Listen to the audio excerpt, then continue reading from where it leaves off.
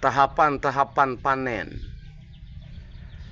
dari merampek, nimbang, bejeluk.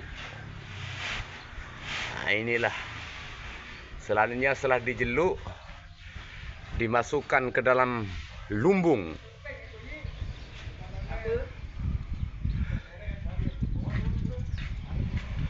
Setelah dilumbung baru disambi kembali untuk diheler. Dan ini bisa berlangsung selama 1 tahun. Jadi makan sudah tersedia selama 1 tahun.